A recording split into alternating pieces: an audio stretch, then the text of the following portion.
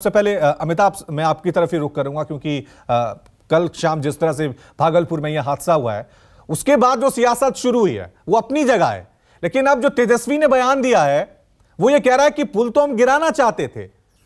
तो मूल सवाल, पहला सवाल तो यही बनता है कि पुल गिरा है या पुल गिराया गया है। इसको लेकर क्या अपडेट है, क्या ऑफिशियल बयान सामने आए?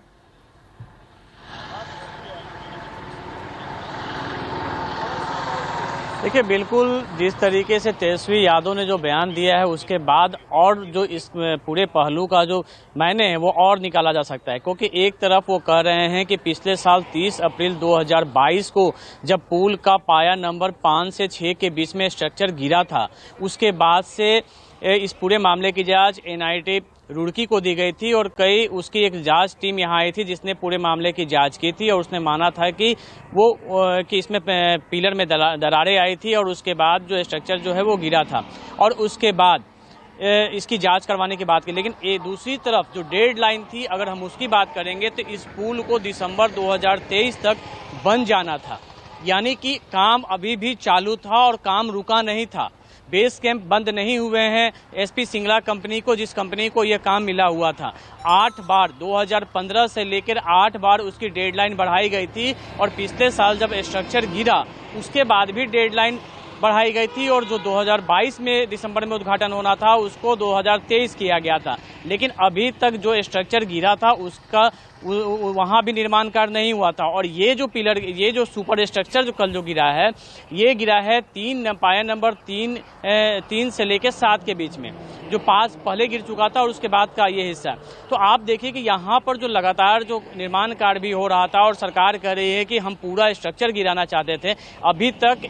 जो रुड़की की आईटी रुड़की की रिपोर्ट जो आनी थी, प्राइमरी रिपोर्ट जो पिछले बार जो घटना घटी थी उसकी रिपोर्ट आ चुकी थी, लेकिन अभी जो बाकी जो पिलर की जाँच कराने की बात थी कि हम पूरे सेगमेंट की जांच करा रहे थे, उसकी रिपोर्ट आनी थी, वो रिपोर्ट आज तक नहीं आई है। वो रिपोर्ट आने वाली थी। इससे पहले इस पुल को लेकर दिसंबर 2022 में एक बैठक हुई थी जिसमें कि एसपी सिंगला के कंपनी के लोग आए हुए थे, उनके आर्किटेक्ट आए हुए थे, जो ऑस्ट्रेलिया की कंपनी है उसको हायर उन लोगों ने कर रखा है, वो आए हुए थे और तमाम जो बैठकें हुई थी उसके बाद इन्हें डेडलाइन दी गई थी कि पूरे सेगमेंट की जाँच करके दे। हालांकि जो सेगमेंट आया था, सबसे बड़ी बात है कि मार्च 2023 में जब बजट सत्र चल रहा था उस वक्त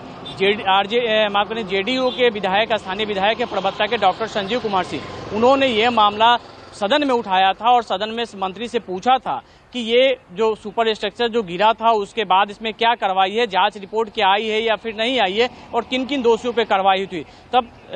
मंत्री के से डिप्टी सीएम तेजस्वी यादव ने जवाब भी दिया था कि इस पूरे मामले पे गहन निगरानी रखी जा रही है और भविष्य में यह आसान हो इसलिए पूरी जांच करवाई जा रही है और वहां पर जो निर्माण कार्य हैं उस पर पूरी तरीके से नजर रखी जाएगी। और इसके बाद फिर से एक फोटो दिखाया था डॉक्टर संजीव ने जिसमें कहा था कि जो नए पिलर, जो बाकी बचे हुए जो पिलर हैं उनमें भी दरारें आ गई थी, कार्रवाई नहीं हुई। नतीजा यह निकला कि आज जो पूरा बचा हुआ जो सुपर स्ट्रक्चर था वो कल किस तरीके से वो गिर गया। तो आप अंदाजा लगा सकते हैं कि इसमें बार बार एक ही पुल अगर बार बार गिर रहा है, निश्चित तौर पे इस पे सवाल उठने लाजमी होते हैं, क्योंकि जिस कंपनी को बिहार में ये काम दिया गया है, 5 बड़े प्रोजेक्ट गंगा नदी पे उसके बन रहे हैं, 3 ब्रिज वो पटना जिला में बना रहा है, जेपी सेतु के नजदीक जो बन रहा है ब्रिज वो भी एसपी सिंगला बना रही है, महात्मा गांधी सेतु के नजदीक जो एक नया समानांतर पुल बन रहा है वो भी एसपी सिंगला कंपनी बना रही है और इसी तरीके से हाथीदह में जो गंगा नदी पे पुल बन रहा है वो पुल भी यही कंपनी बना रही है और इसी तकनीक से बना रही है। तो जो सवाल उठ रहे हैं वो लाजमी है कि जब एक जगह ये बार बार घटना घट रही है तो बाकी जगह क्या होगा, इसकी भी जांच होनी चाहिए। साफ तौर से और ये बहुत अहम सवाल है। एक ही पुल 2 बार गिर जा रहा है, पहले गिरा, स्लैब गिरा, पिलर गिर गए हैं और कोई जवाबदेही नहीं। और जो कंपनी बना रही है वो बिहार के अलग अलग हिस्सों में पुल, सड़क वो बना रही है और उस पर किसी तरह से कोई सवाल जवाब नहीं, कोई एक्शन नहीं। इसी को लेकर नमस्कार, मैं हूं मानक गुप्ता। अगर आपको हमारा ये वीडियो पसंद आया हो तो इसे लाइक और शेयर जरूर करें और हां, हमें सब्सक्राइब और फॉलो करना ना भूलें